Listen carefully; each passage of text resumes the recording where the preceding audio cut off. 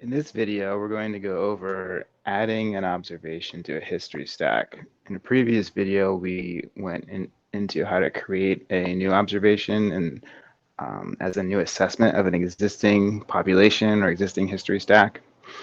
Here, we're working with an observation that we've already made, and we're going to see how to add it to a history stack after the fact.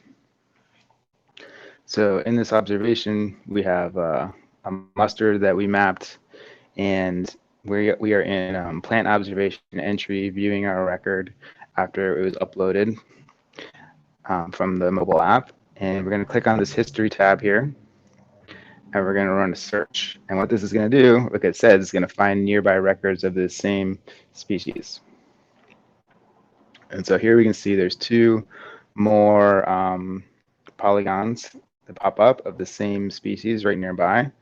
And this will do it based on the view that you have on your map. So if you didn't find anything in that first search, you could zoom out and do it again, see what else you come up with, and you see there's some more that show up. We're going to zoom back in this case.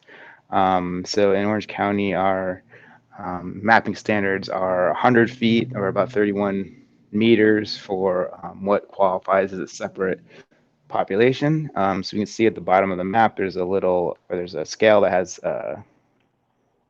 shows you the zoom of the map, and if we bring it up to here, we can see these are probably within 10 meters of each other.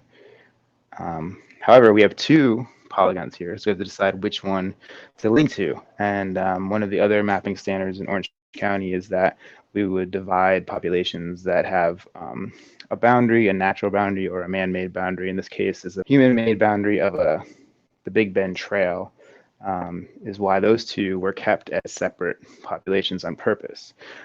So in this case, we're going to want to link our new polygon to the one that's on the same side of the trail. So in order to do that, we're going to have to go into editing mode first. We'll click on edit.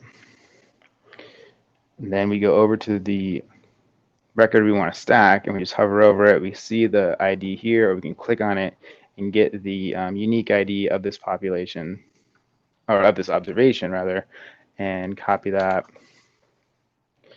And we bring up the history tab again, and we say, here's the earliest record number for this same population, and we just paste that unique ID in here and click apply. And now it's stacked. Now it shows the earliest record for this population, and then we click save.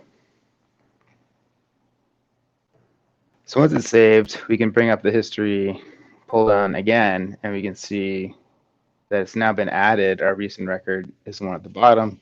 It's been added to a long history of records dating back to 2016. And if you want to get rid of the other polygons we got from our search, we hit clear here. Now we just see the current one. And now we can scroll through and see the different shapes on the map. You see there's one that's on the other side. That should probably be in the other history stack. This will let you scroll through and see how it changes through time. It'll let you see how the plant count changes through time. It's a neat, convenient way to kind of look through the history of one population. So that's it. That's how you would add a observation to an existing history stack after the fact. And if you have any questions, you can email Calflora at spprt@calflora.org. And if you have problems with a specific record or a page, you can copy the URL and send that in your email. That'll help us figure out what the issue is.